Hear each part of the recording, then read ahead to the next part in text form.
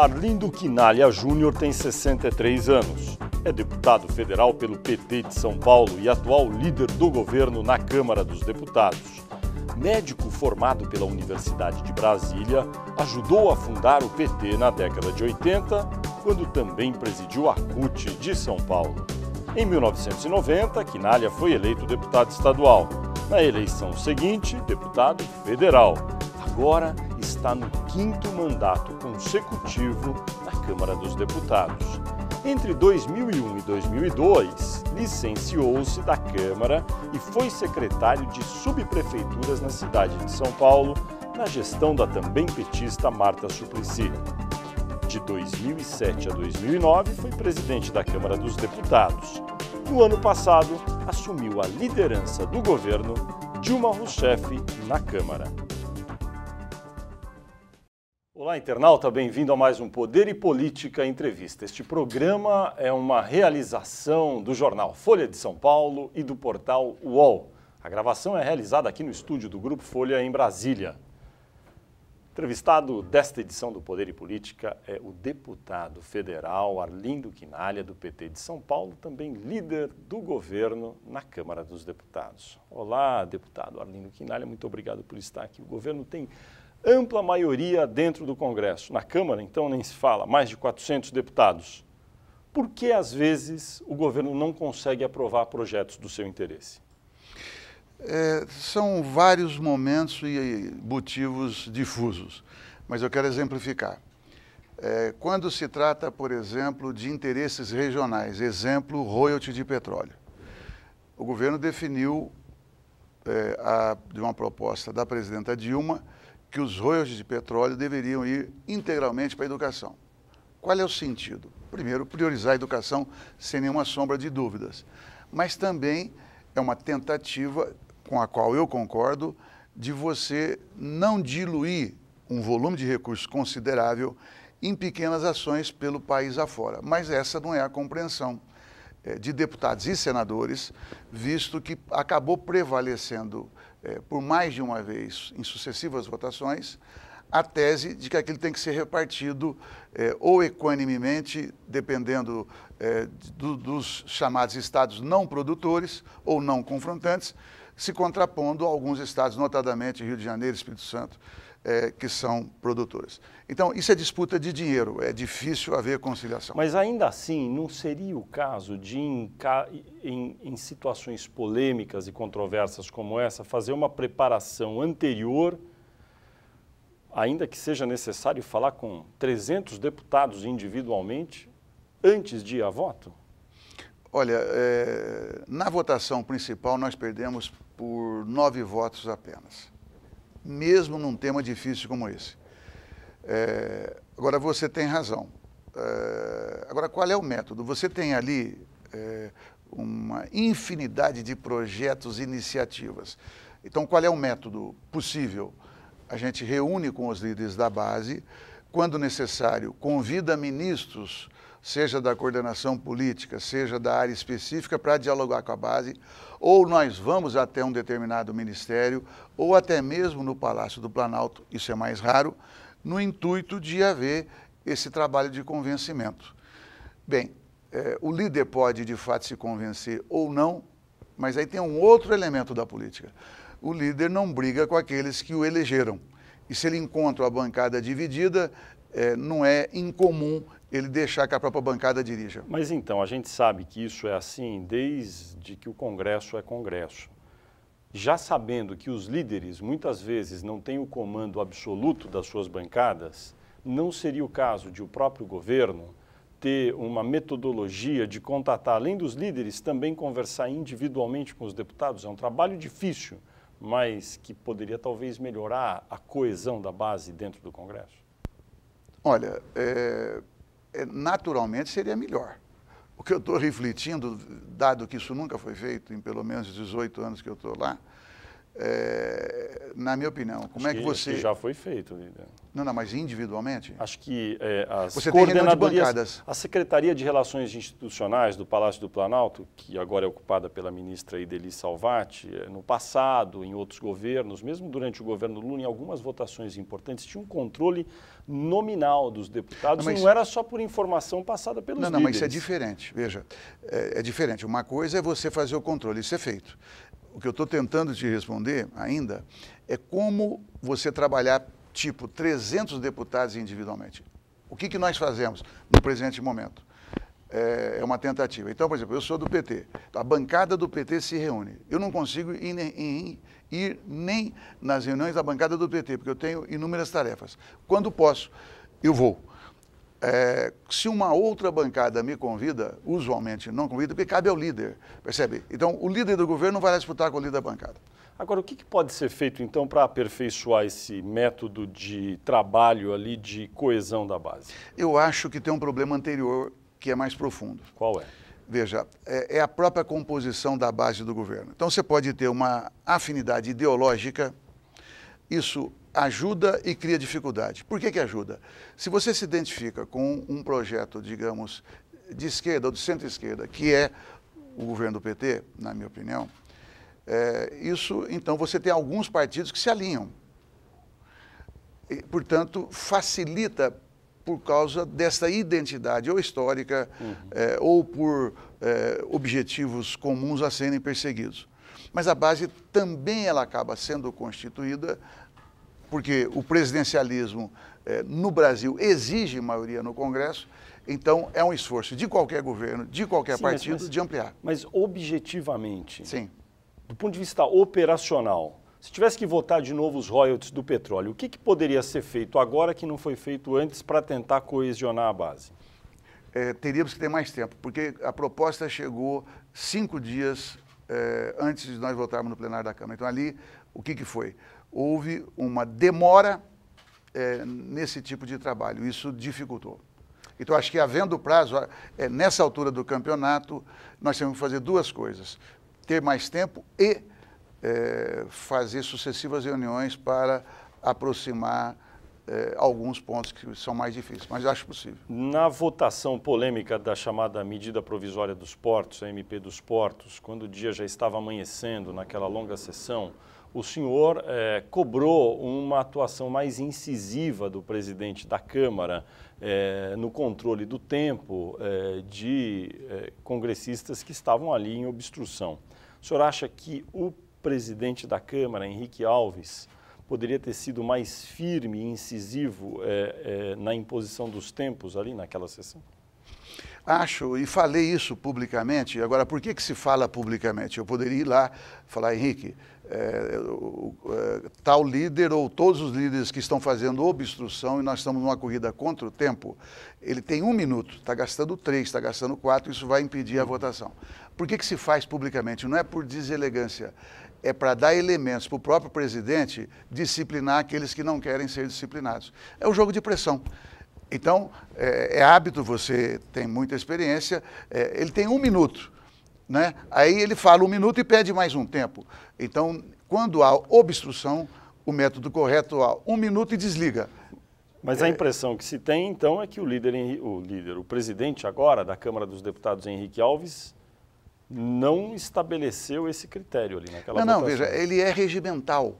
Sim, mas, ele não foi rígido ao impor esse regimento. Então, mas são vários motivos. O intuito, quando falei, era chamar a atenção de maneira que ele se sentisse cobrado por mim para que ele fizesse o enfrentamento, porque o outro lado fazia pressão. Funcionou? Funcionou. E ele compreendeu, é óbvio, ali não havia... ali não há questão pessoal, né? Ali é uma disputa muito forte. E nós corremos o risco de ter perdido por questão de tempo. Mas o senhor acha, para encerrar esse capítulo, que o presidente Henrique Alves poderia ter, ao longo daquela longa sessão, ter abreviado ali o tempo? Não, em alguns momentos sim. Mas por às vezes que ele não fez isso? Às vezes é estilo pessoal. Ele é uma pessoa afável, percebe? E no intuito de conduzir de maneira mais amigável, porque tem hora que fica muito pesada, e aquela foi uma votação muito pesada, foram 48 horas, eu dormi 3, né? E nós votamos no, digamos, no apagar das luzes, então ali foi muito tenso. E ele, por hábito, por característica, é um conciliador, o que é bom que seja o presidente da Câmara, por isso que eu botei pressão do outro lado, né? Para que ele se sentisse reforçado pela cobrança. Parece um paradoxo, mas não é. Porque se eu não falasse, o outro lado que estava obstruindo avançaria. Então eu tive que fazer pressão do outro lado. A impressão que se tem, olhando ali de fora, assistindo às sessões ali da Câmara, é que há uma certa desorganização da base, às vezes. O senhor acha que o senhor tem o controle hoje da base como líder do governo? Eu não tenho essa pretensão. Eu acho que eu sou respeitado pelos líderes da base.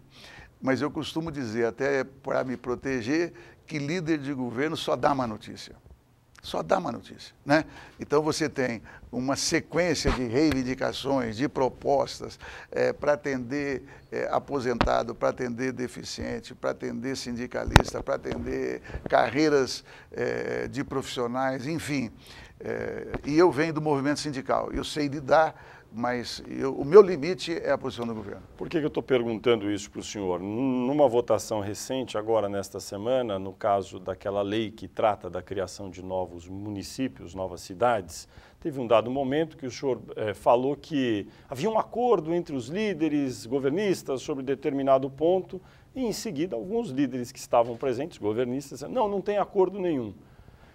Então, a impressão, olhando, era que havia uma descoordenação. O que aconteceu? Esse foi o único episódio, nesse 1 ano e meio. Ali, na verdade, quando eu fiz uma cobrança pública, foi porque, de fato, o que nós tínhamos discutido? Do que se tratava? Primeiro, aquilo ali é uma decisão que o governo não se meteu. A única coisa que nós tínhamos preocupação é que terras indígenas, terras da União, da Marinha, do Exército, viessem a ser ocupados numa estratégia de ocupar terra pública. Esse era o único ponto. Bom, o que foi alegado, né? Eu, no dia seguinte da votação, liguei para praticamente todos os líderes com quem eu consegui falar. Então, havia 2 tipos. Os que estavam presentes me deram razão. Isso vai ser retomado na próxima reunião dos líderes da base. Todos que estavam presentes me deram razão. Alguns se desculparam, porque falaram, olha, eu estava lá, você tem razão, porém quem encaminhou foi outra pessoa. E 2 deles, que foram para o microfone, o líder do PMDB e o líder do PP, disseram que não estavam lá, né? No caso do líder do PMDB, ele estava, ele falou que chegou depois. No caso do líder do PP, de fato, ele não estava. Eu ali estava coberto de razão. A forma, eu reconheço, pela irritação, pela importância do tema, eu então fiz uma cobrança pública, que eu sempre evito fazer, não devo fazer, mas fiz porque foi uma tentativa de última hora que não funcionou. Do ponto de vista público, o governo, a respeito da criação de novas cidades, manifestou essa preocupação aí sobre terras federais, reservas, mas a gente sabe, falando com integrantes do governo, que o governo acha um despautério essa lei que vai permitir a criação aí de centenas de novas cidades. Então, o governo, a gente sabe que é contra. Talvez não esteja tão firme lá atuando, mas é contra. O PT, que é o seu partido, encaminhou para votar a favor da criação de novas cidades. O PT é o partido da presidente da República. Pode isso? Pode. É que tem coisas aí que talvez eu não tenha chegado à imprensa. Mesmo você sendo o jornalista que é. A rigor, primeiro, tinha uma PEC tramitando. E quando tem uma PEC, você sabe que não há possibilidade de veto da presidência. Claro. Então, em função de uma avaliação, inclusive minha, que aquilo iria caminhar de maneira inexorável, mesmo que eu ou qualquer um de nós fôssemos contra. Então, o projeto inicial ele tinha uma determinada característica e houve uma negociação com a Casa Civil, que é a segunda informação, onde foi, digamos, estabelecido critérios que, se esses critérios tivessem sido aplicados na criação de cerca de 2.000 municípios, ou 1.000 e tantos municípios, estes não teriam sido estabelecidos. Ou seja, devolve-se às Assembleias Legislativas o que todo mundo temia, porém impõe-se condições para a fundação de municípios. O que ocorre em todas as bancadas? Então, se você pega, quem encaminhou a favor é um deputado que é do PT, que é do norte do país. Todos os deputados do norte do país eram favoráveis. É diferente de deputado do sul-sudeste, creio. Essa pressão não existe tanto. Então, nós preferimos estabelecer critérios, moderar e saiu, dentro das circunstâncias, um bom projeto. É isso. Mas veja só, ainda assim serão criados novos municípios. A gente sabe que há dados objetivos que dos 5.600 aproximadamente que existem hoje, metade aproximadamente não produz um centavo de real de receita. Não deveriam existir. Só existem para dar emprego para prefeito, para vereador, para secretário de prefeito e mordomias que são inúteis para a população. Deveria-se fazer um projeto, o senhor não acha, para fechar esses daí e incorporar cidades anteriores. Isso não vai ser feito. Não, veja, se você pegar, por exemplo, em alguns estados do sul-sudeste, já há um movimento no sentido contrário de fazer fusão. Tanto é que o projeto, ele para poder ser viável, esse que foi aprovado, eu não estou defendendo, estou explicando, dizia, não, vai haver uma repartição do fundo de participação dos municípios. Então não vai custar para a União e não vai custar para o Estado. Qual é o argumento, só para esclarecer aí aos internautas, que era utilizado? Primeiro esse, olha, as regras impediriam a farra que já houve. Segundo, você tem, muitas vezes, um distrito e o dinheiro é utilizado só numa parte da cidade, aquele distrito é abandonado. O que se evitou ali? Porque antes você fazia um plebiscito só no distrito que tinha uma fábrica. Então era um distrito rico que virava um município e aquele município, mãe anterior, ficava pobre. Então agora todo mundo vota para saber se reparte ou não. Ou seja, são algumas regras que mitigam esta possibilidade só de criar emprego para a máquina pública, vereador, prefeito e tal. Eu vou te dar um exemplo. No Piauí, um vice-líder do PMDB, que é um defensor enfático, ele deu exemplo. No Piauí, ele comandou a fundação de vários municípios e, segundo relatos que ele dava na tribuna e em reuniões mais fechadas, aquilo propiciou desenvolvimento. A conferir. O senhor acha que se o projeto prosperar, ele vai ter que, evidentemente, ainda ir para o Senado, né? Eu espero que seja corrigido no Senado essa questão de terra pública. E uma vez aprovado, se não atender aos requisitos aí que o governo considera razoáveis, a presidente pode vetar? Pode. Pode veta. Eu evito falar isso em plenário, porque senão fica uma ameaça, né? Mas eu estou analisando o comportamento da presidenta Dilma. Ela acabou de demonstrar isso mais uma vez na questão da medida provisória dos portos. E no caso das cidades? Das novas cidades? Não, é evidente. Se, por exemplo, que a Casa Civil foi quem coordenou em nome do governo a negociação. Então, a presidenta Dilma com certeza vai ouvir a Casa Civil para ver. É isso. Se não é, veta-se, eu acho. Como líder do governo, operacionalmente, quantas vezes por semana o senhor tem contato com a presidente da República e se reúne com a presidente da República? Bom, primeiro eu evito. Porque eu trabalho com a convicção que a presidenta da República ela tem tantas e tamanhas responsabilidades que eu não devo levar as questões operacionais. Bom, por dois motivos. Eu não quero incomodá-la e como ela me delegou a função, eu me sinto à altura de exercê-la. Ponto. Não é autossuficiência, mas acho que é um método. Mas que assuntos mais importantes tem a presidente da República que seriam tão superiores a falar com o líder do governo que está comandando a base na Câmara, que é a principal casa do Congresso? Não, mas primeiro que existem os ministros e ministras. Né? Então, eu trabalho sempre no... Mas a rotina de reuniões com ela, existe uma rotina regular? Não, mas quando ela me convidou, ela pegou o telefone, levou o telefone para cima e falou, quando você, eu estou fazendo em confidência, quando você precisar, você me liga, porque você fazia isso com o Lula, e envolveu o telefone. Então, eu estou dando um relato, até porque, vamos pensar no sentido inverso, em qualquer momento que ela entender que não está indo bem, ou ela coloca algum ministro na minha caça, ou ela mesmo me telefona. Então, o contato eu preservo ao máximo para discussões mais estratégicas da minha parte. Então, não existe uma rotina regular? Não, não. Por que eu pergunto? Existe regular com a SRI, né? Então, com a SRI eu me reúno quase que diariamente, ou reunião ou por telefone, porque cabe à SRI coordenar as ações do governo no Congresso Nacional. Por que eu pergunto? Porque nos governos anteriores, e até no início do governo da presidente Dilma, em certa medida, houve uma rotina de reuniões regulares, de uma espécie de grupo de coordenação. No governo Lula existia isso, às 9 da manhã de segunda-feira, uma reunião de coordenação política. No governo Fernando Henrique anterior também. E no governo Dilma um pouco. Fernando, veja, eu fui líder do governo Lula também. Não havia. Não havia. Havia uma reunião de coordenação política segunda-feira. Coordenação política não significa a presença do presidente ou da presidenta. Não, mas muitas vezes era comum eles estarem presentes. Não. Vamos lá.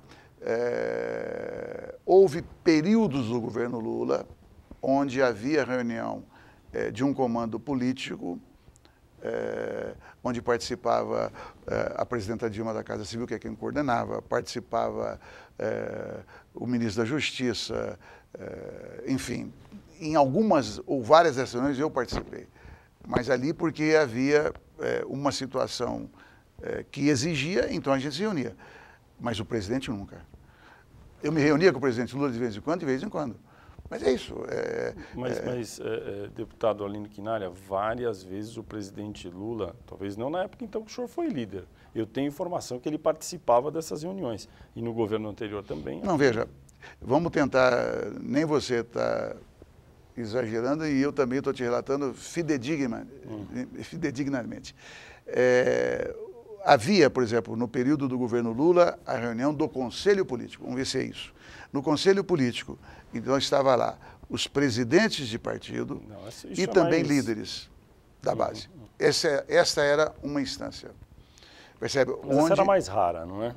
Era mais rara. Mas essa reunião onde lida o governo com o presidente rotineiramente nunca existiu. O senhor acha desejável que exista ou não?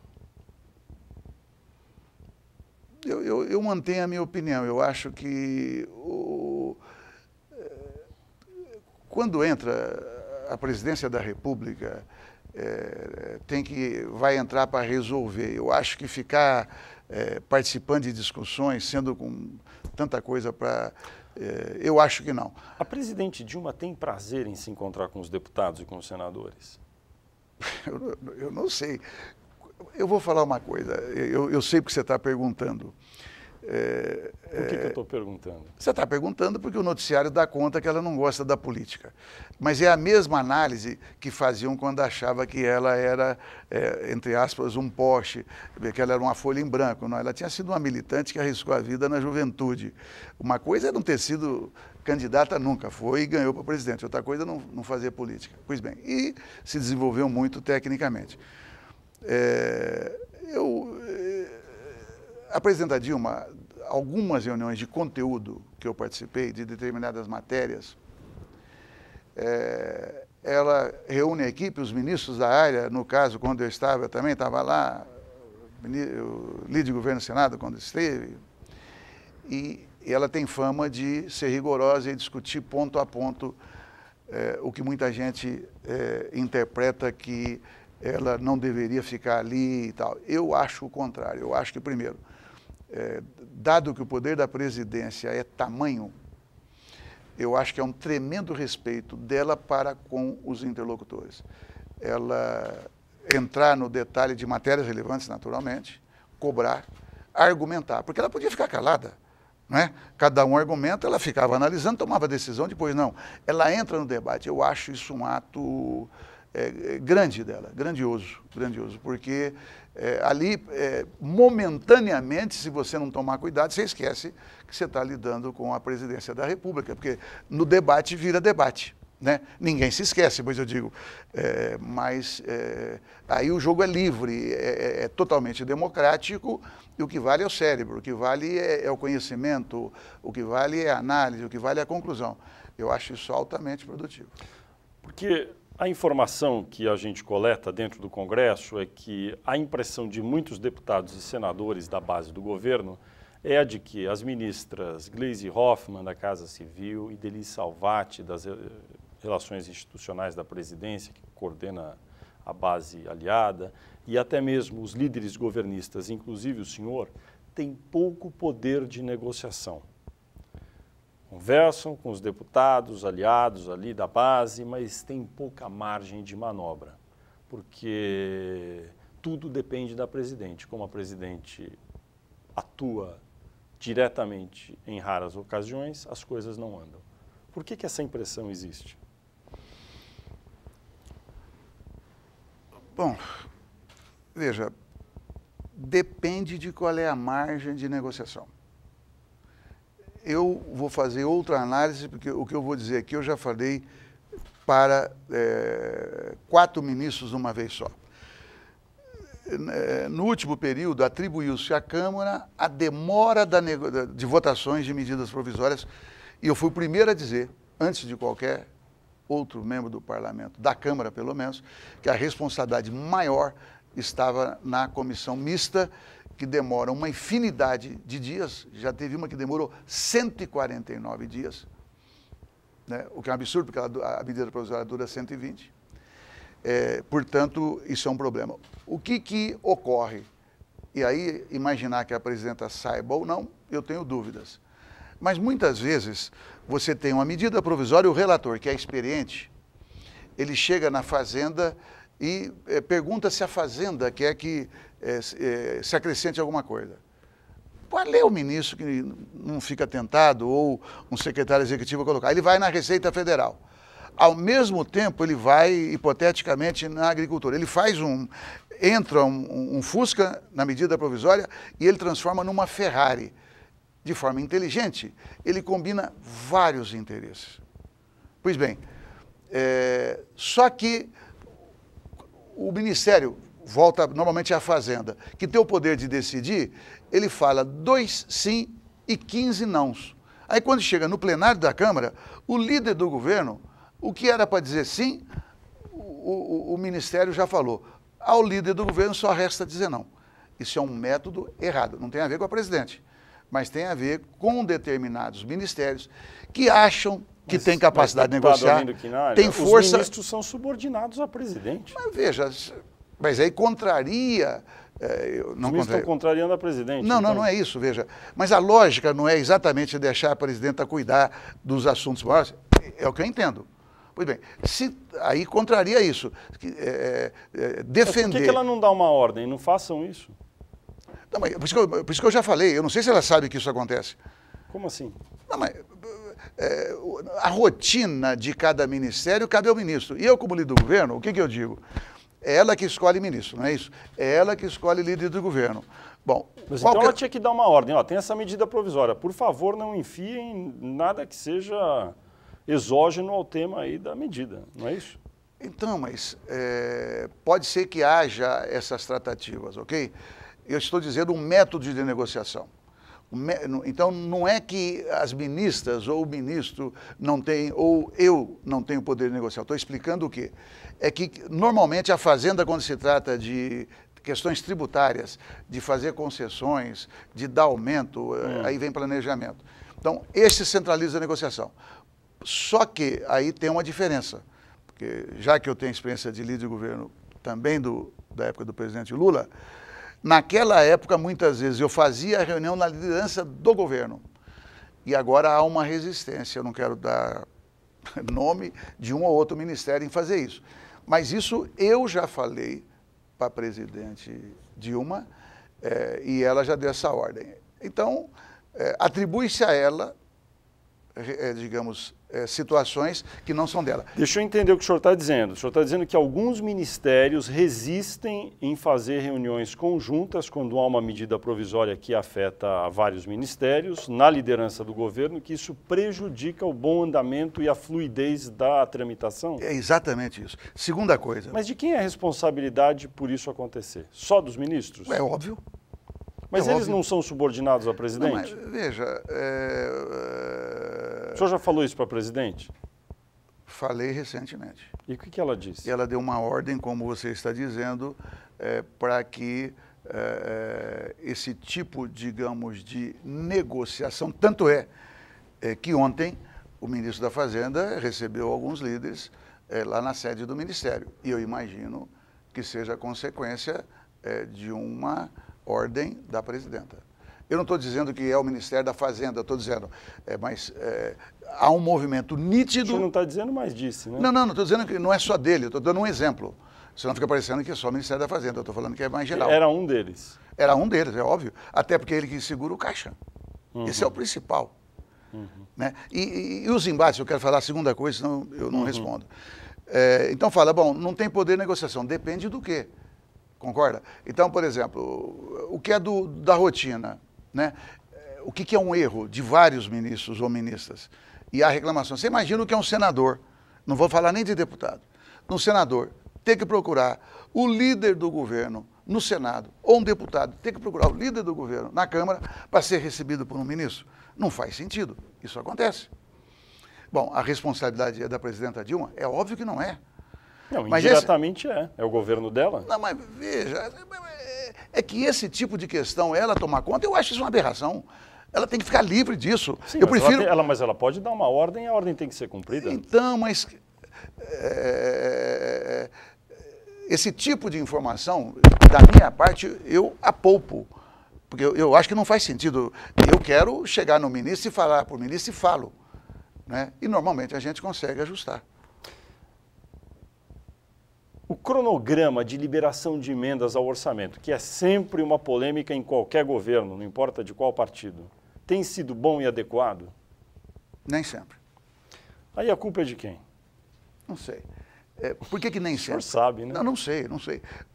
Veja, eu evito. Eu não me meto exatamente porque... qual que é a minha preocupação central?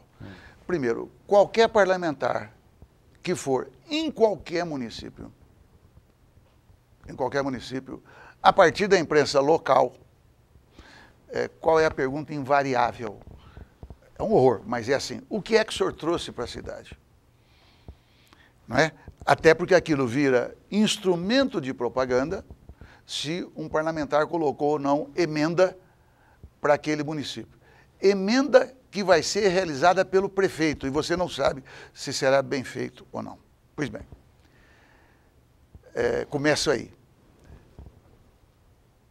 Eu, no meu primeiro mandato de deputado federal, eu não apresentei emendas ao orçamento. Eu sempre tive uma reação a isso. Porque eu acho que nós devemos ser julgados pelo que nós defendemos. Nós tomamos decisões infinitamente mais importantes. Mas essa é a prática. Pois bem. Onde que eu acho que é ruim liberação de emendas, eu acho que piora o quadro, é quando vai ter uma votação importante. Aí libera fisiologia. E aí, não, ou libera, ou sai a notícia que liberou, o preço é o mesmo.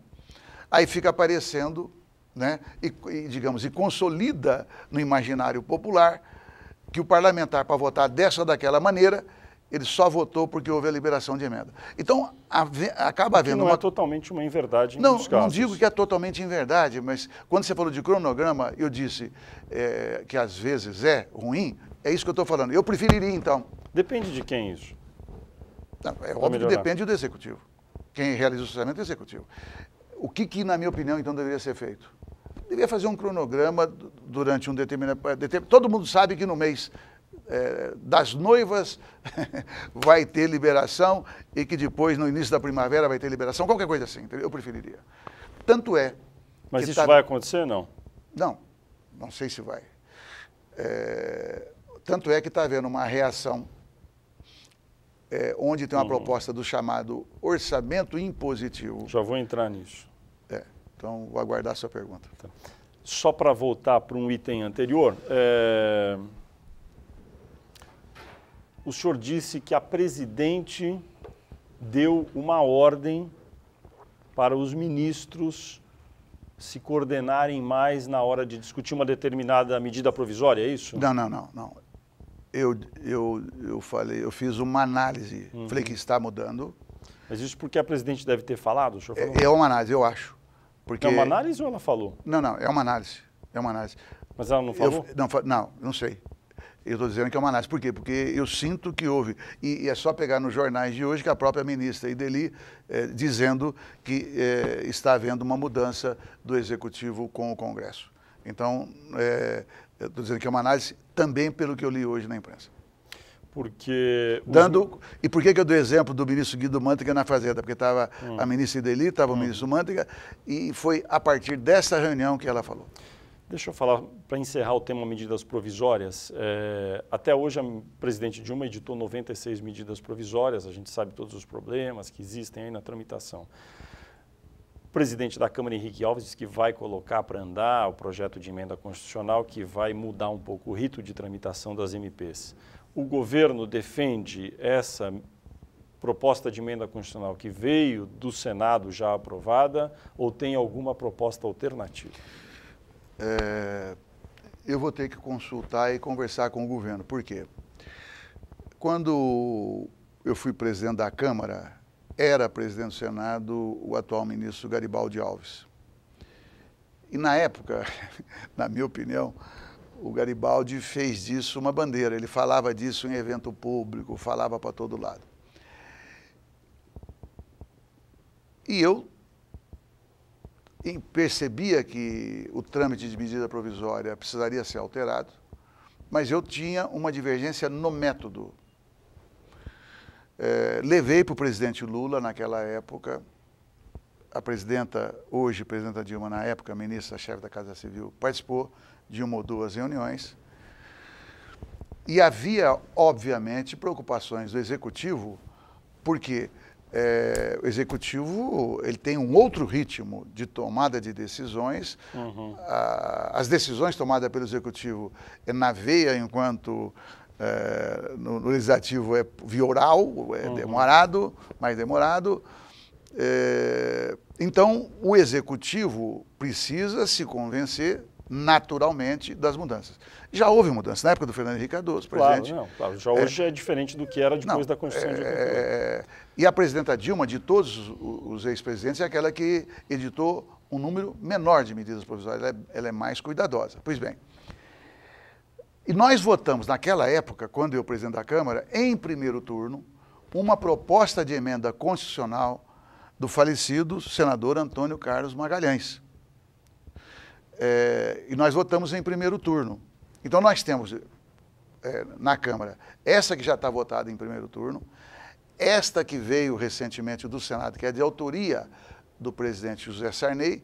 Qual é a diferença? Essa do ex-presidente José Sarney, ela é a partir da decisão do Supremo Tribunal Federal, que obrigou que houvesse a instalação. Ela é mais contemporânea. Exatamente.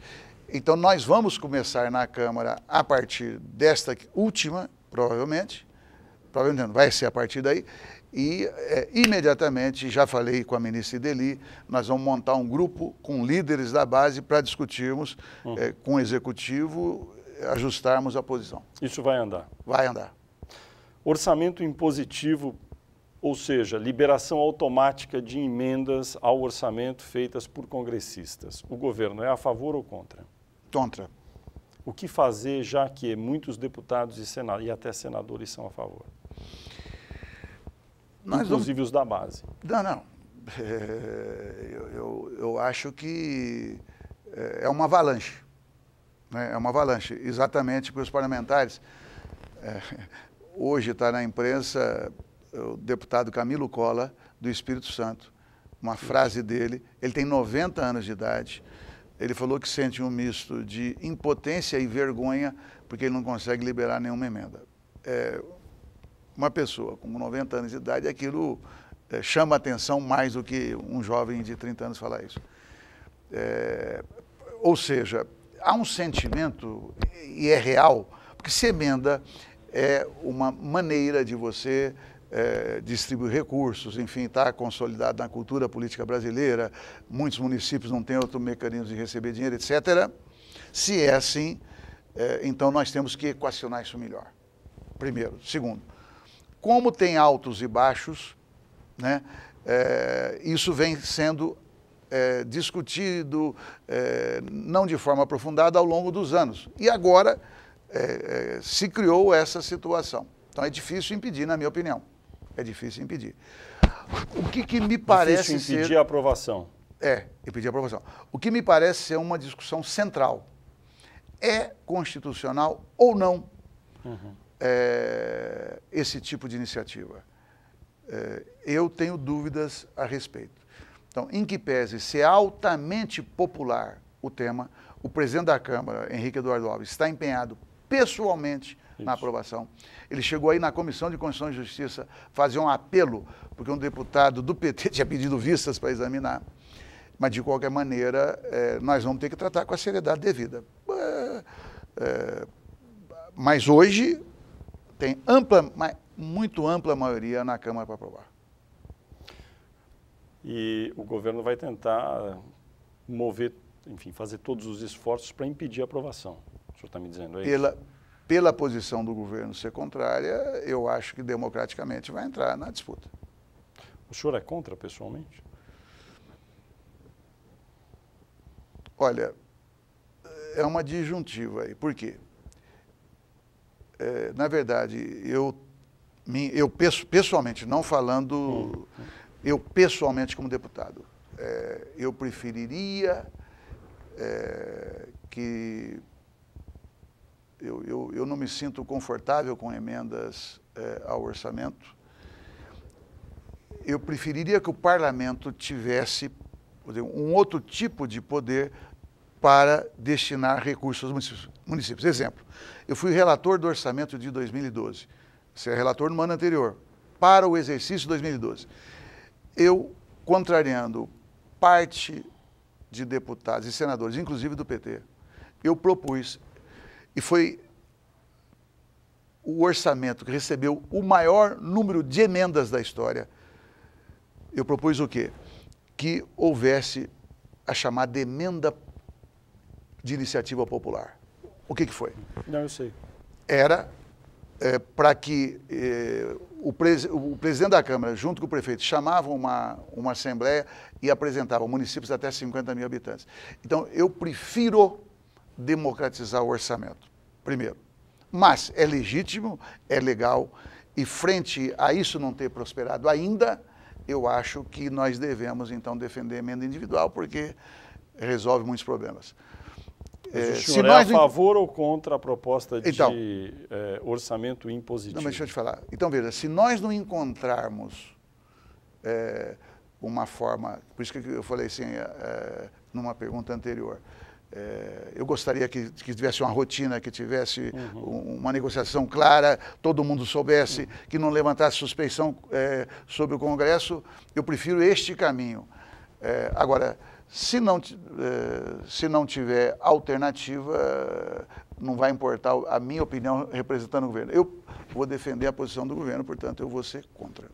Mas a sua opinião pessoal... Nunca pensei, sinceramente, eu acho que isso daí... até porque nessa altura do campeonato eu faço uma função institucional, eu não posso me dividir, né? O presidente Dilma se encontrou nesta semana com a cúpula do PMDB. Afinal de contas, o PMDB na base do governo ajuda ou atrapalha? Ajuda. Mas ele atrapalha às vezes? Atrapalha às vezes, claro. Por quê? Não, como qualquer partido da base.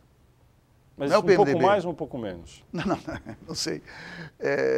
Por quê? Veja, o PMDB, eu vou dar um exemplo. Quando que o PMDB atrapalha? Não, atrapalha para responder no seu linguajar. Mas eu vou agora mitigar. Por quê? O PMDB, digamos, tem um método. Se um deputado do PMDB, relator de uma matéria, o líder do PMDB, ele não esconde o Eduardo Cunha, com quem eu tenho tratativas diárias, boas tratativas, ele fala, o PMDB acompanha o seu relator. Se aquilo coincide ou não com a opinião do governo, é outra história. É nesse sentido que atrapalha. Dá um trabalho danado, né? Dá um trabalho danado. E como o PMDB é a segunda maior bancada na Câmara, tem muito peso.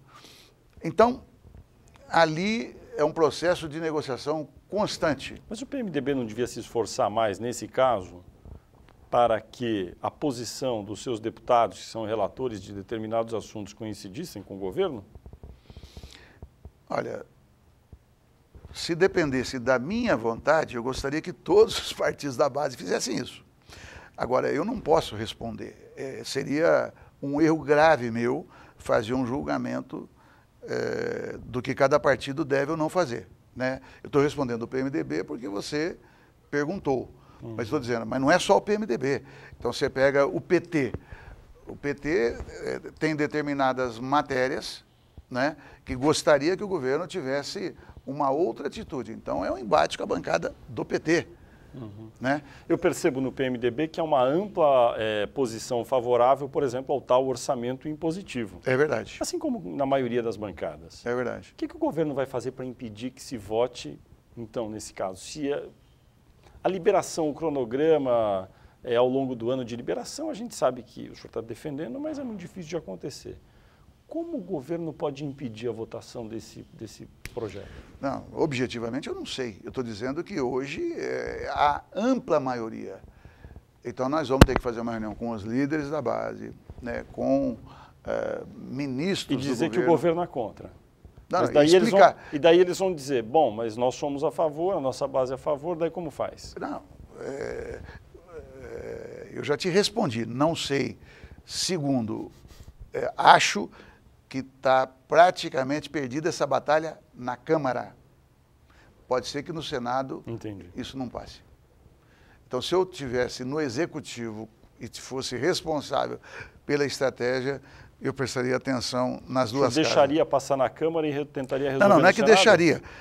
Tem que começar a discutir na Câmara para explicar por que sim, por que não. Sim, mas enfim, perdendo... Perdendo o teu Senado.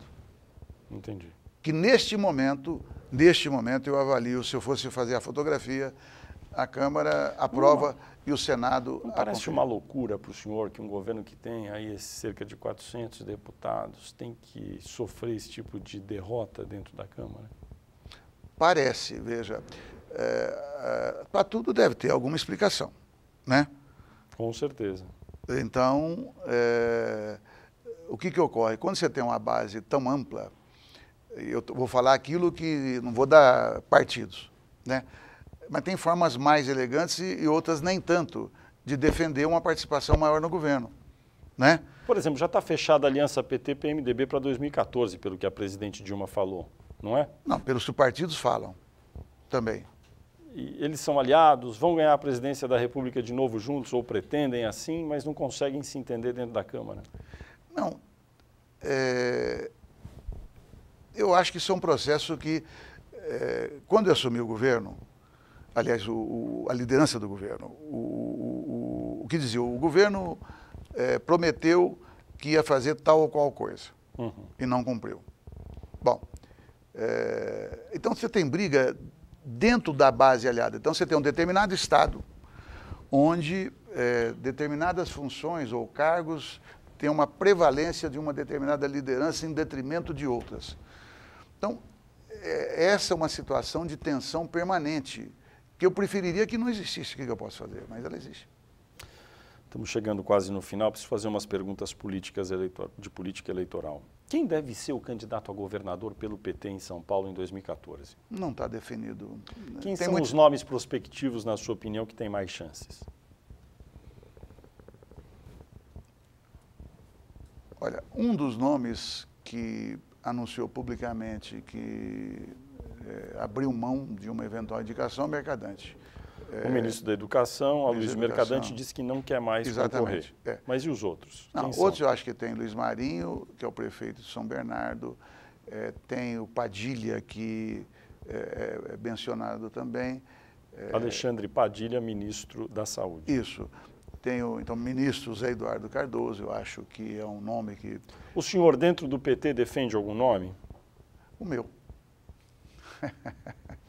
O senhor gostaria de ser candidato no ano que vem? Eu falei brincando, até porque uma resposta dessa publicamente, isso é uma construção, né? É uma construção. O senhor gostaria de ser candidato no ano que vem? Eu, por personalidade, eu acho que, ainda que esteja muito tempo no parlamento, eu gosto de tomar decisões, né? Mas eu sei que eu já tive, eu diria, mais próximo, na minha avaliação, de ser candidato a um cargo executivo do Estado de São Paulo, tem uma fila grande, né? E dentro do PT, eu nunca fui da corrente majoritária do PT, então eu sempre avaliei que eu teria... Mas o senhor está na fila.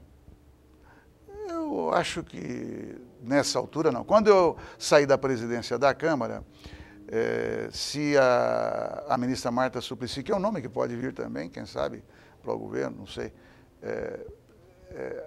era o nome dela, se ela não tivesse querido ser, né, eu teria colocado meu nome naquela oportunidade. Porque isso depende... Mas no ano que vem o senhor não vai colocar o seu nome? Não, não. O PT deve sacrificar alguns candidatos a governador nos estados em nome da aliança nacional com o PMDB, ou seja, ceder o lugar na disputa local nos estados a outros partidos para manter a aliança nacional ou não? Vamos lá. Com outros partidos, quando você faz uma negociação, faz parte do jogo. Faz parte do jogo. Vamos citar um caso específico. Rio de Janeiro, o PMDB é aliado do governo federal, e lá no Rio de Janeiro o PMDB tem um candidato à sucessão do governador Sérgio Cabral, que é o vice-governador, o Pezão. E eles não querem que o PT tenha candidato ao governo no Rio de Janeiro, que seria o senador Lindbergh Farias. Nesse caso, o senhor acha que é plausível que o PT considere a hipótese de não lançar Lindbergh candidato ao governo do Rio? Hoje não me parece plausível. O quê? Parece plausível que lance. É plausível que lance, até porque o PT já respondeu essa questão. Isso. Com a questão do Rio Grande do Sul. Então, o PT lá tem um governador, vai para a reeleição, não é nem o PMDB vai disputar. Vai disputar. Então, o senhor acha que nesse caso... Nos dias de hoje, eu acho que essa hipótese de ter candidatura... Vamos descer um pouco de nível. Em São Paulo, o senador Eduardo Suplicy deve disputar mais um mandato pelo PT como senador por São Paulo?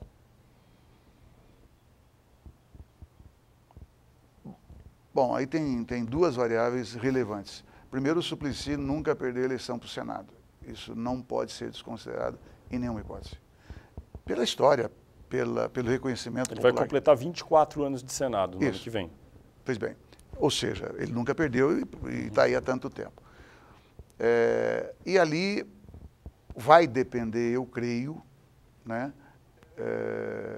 como em qualquer outro estado, foi a sua pergunta anterior, de tratativas com outros partidos. A única hipótese, na minha opinião, que eu acho remota dele não ser candidato, seria numa eventual composição que justificasse o PT não ter candidato ao Senado. Ou seja, não é Suplicy, é o PT ter ou não candidatura ao Senado, visto que a avaliação corrente é que o PT pode ganhar o governo do Estado. Esses são os limites. Em 2015, o PT e o PMDB devem reeditar o acordo de alternância para a presidência da Câmara dos Deputados? É uma possibilidade, mas eu acho que não é algo naturalmente automático, porque tem vários outros partidos.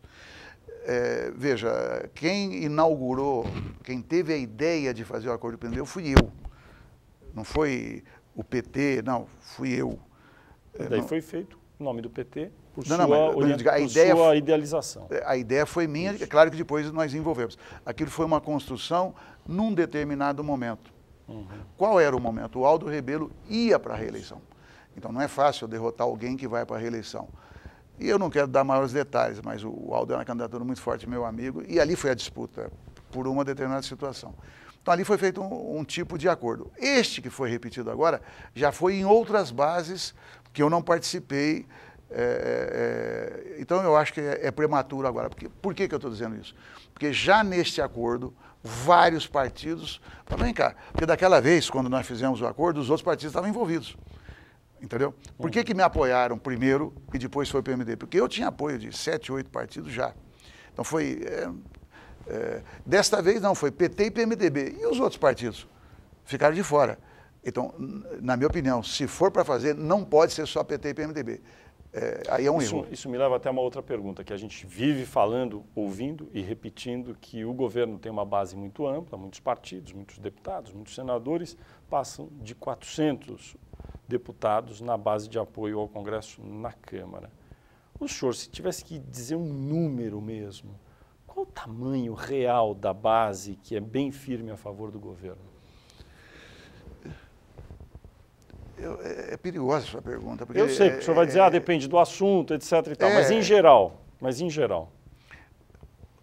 Fernando... De saída, assim, quanto o governo sempre tem na Câmara?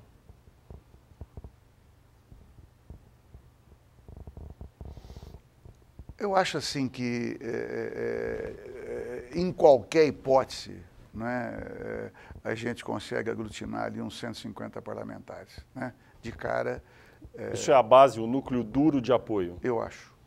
Nossa, que baixo. É baixo, mas por isso que eu falei que a tua pergunta é perigosa, porque não dá para traduzir na aritmética assuntos da política. Quer dizer, de cerca de 400, 150 são de fato firmes para o que deve é. Mas veja, é que você pediu um número, por isso que eu abaixei o número. Se não sou desmentido, em seguida, eu mesmo vou te dar vários exemplos que isso não aconteceu, ok?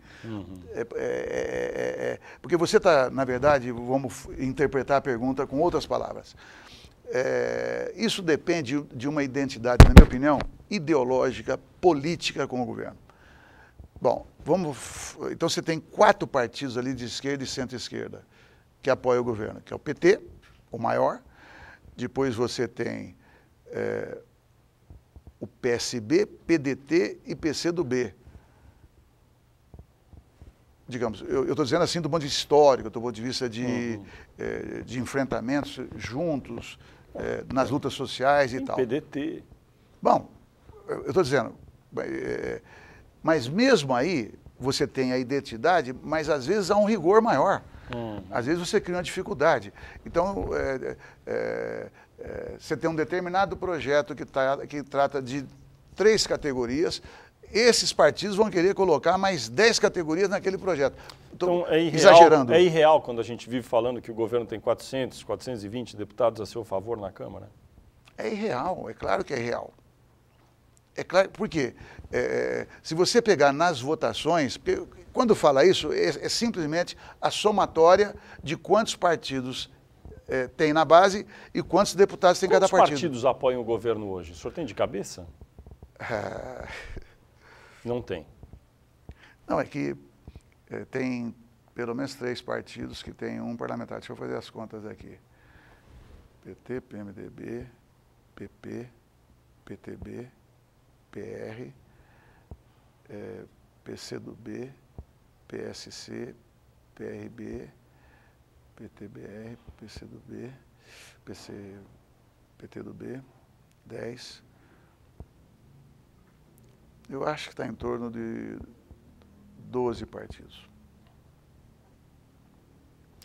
E núcleo duro, 150 deputados. É que você pediu, né? Mas eu não me sinto confortável nem com a pergunta e nem com a resposta. Mas enfim, mas se tivesse que dizer, aí seria nessa redondeza o número. Porque veja, as bancadas às vezes se dividem. Eu estou contando, entendeu? Depende da matéria.